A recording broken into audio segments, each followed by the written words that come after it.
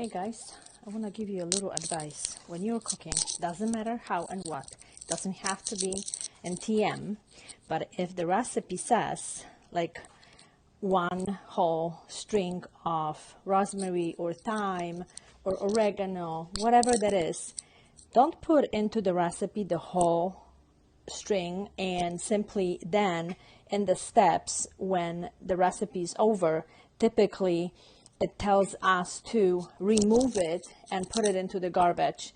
That's a waste of amazing antioxidants. Whenever is some kind of herb in the recipe, I just do this. So I put all the leaves from the fresh rosemary and I will simply eat that instead of throw it away. That could go to the garbage, but not the leaves. They are very valuable. They have a lot of antioxidants for your body, and your body will use them pretty well for your autoimmune system, for your immunity. So take this and try it.